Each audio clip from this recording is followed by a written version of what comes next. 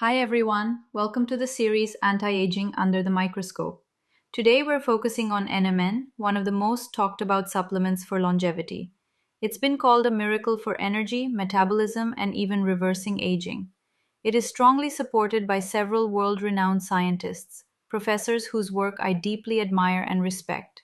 Their contributions to the field are extraordinary, and I follow with great interest their research, which, by the way, is mostly conducted on mice. But in this series, we take a critical look at all the available human evidence, positive, neutral, or contradictory, to build a complete, objective picture. Let's dive in. NMN, or nicotinamide mononucleotide, is a vitamin B3-derived molecule that your cells convert directly into nicotinamide adenine dinucleotide, or NAD+. This molecule is essential for cellular processes like DNA repair, energy production, and sirtuin activation, key players in aging and longevity. Because nicotinamide adenine dinucleotide levels naturally decline with age, scientists are testing NMN as a way to restore cellular energy and slow some aspects of aging.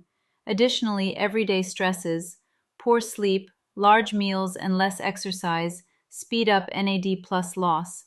Lower NAD+ means mitochondria, your energy plants, slow down, and recovery after workouts, or even a workday, takes longer.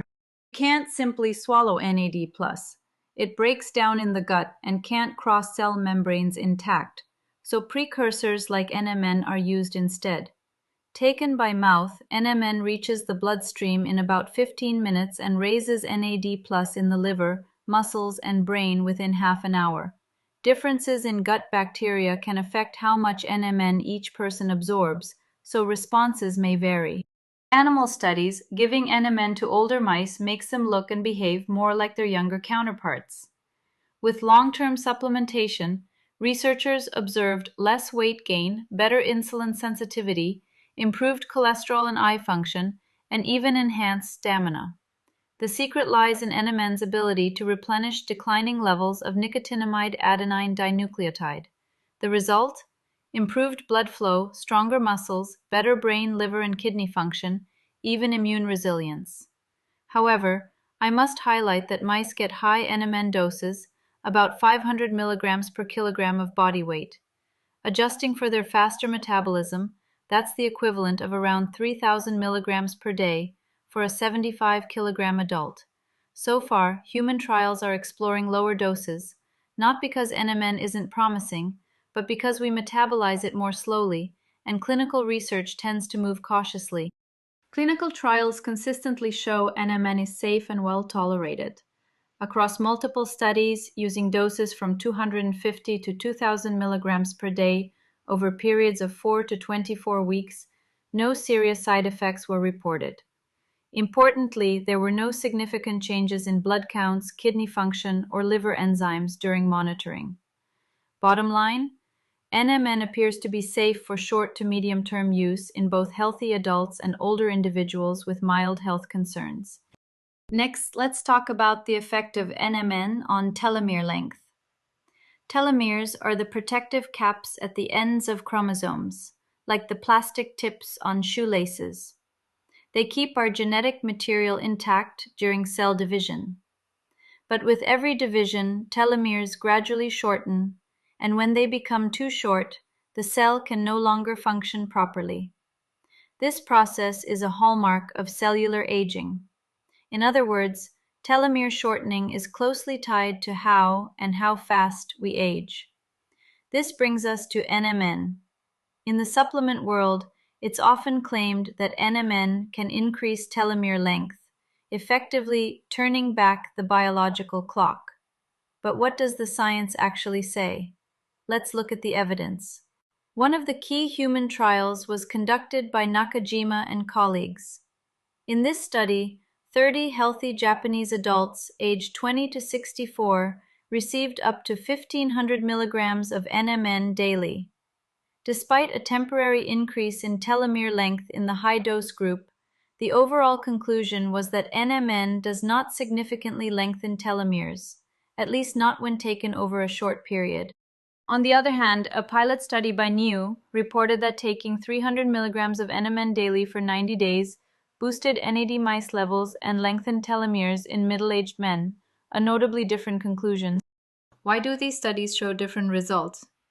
One reason could be how the studies were designed.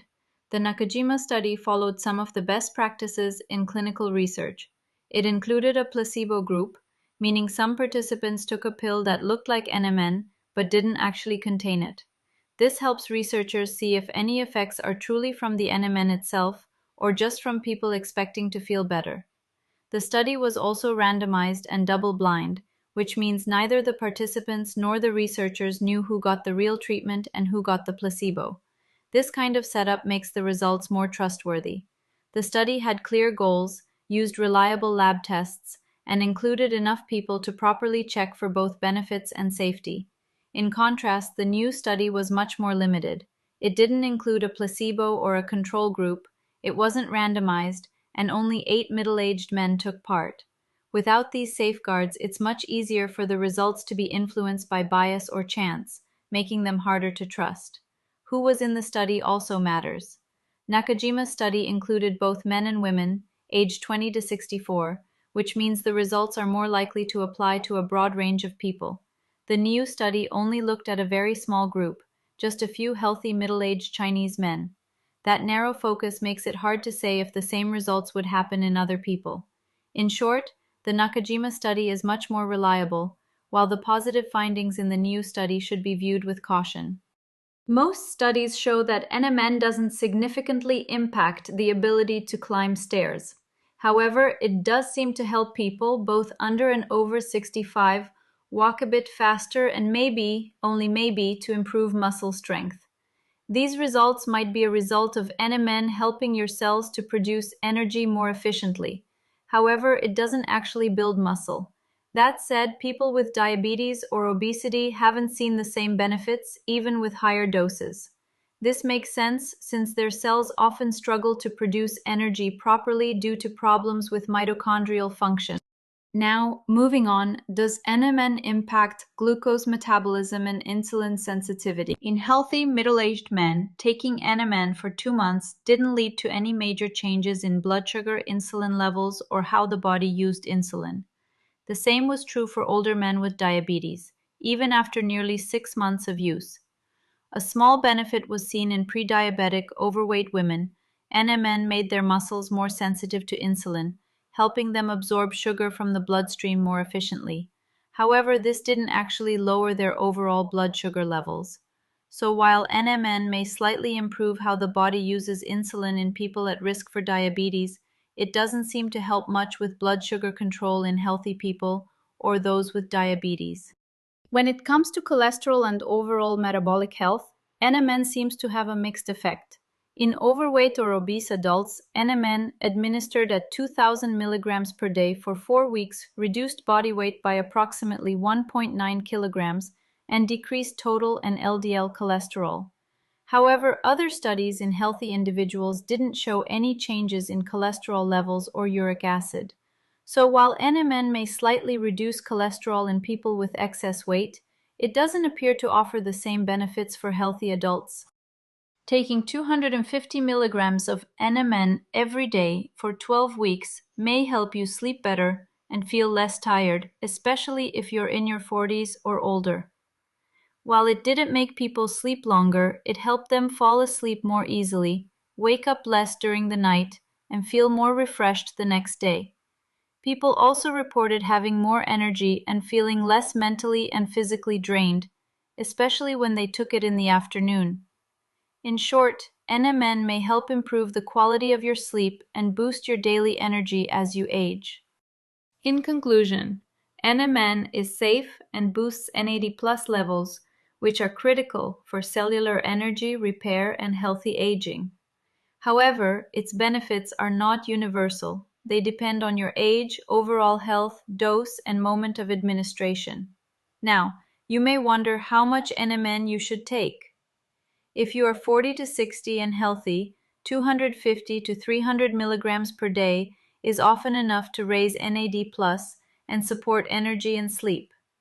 If you are over 65 or dealing with fatigue or weight gain, up to 500 milligrams per day may be more effective. For short-term use in obesity, 2,000 milligrams per day reduced cholesterol levels, weight, and blood pressure. Best time to take it? Afternoon doses may improve sleep and reduce midday fatigue. Morning might work better for metabolic support. Bottom line, NMN isn't magic, but it's not hype either. It's a promising supplement with targeted effects that depend on the dose and your health. Thank you for listening. If you found this breakdown helpful, give it a like and subscribe for more science-based health content.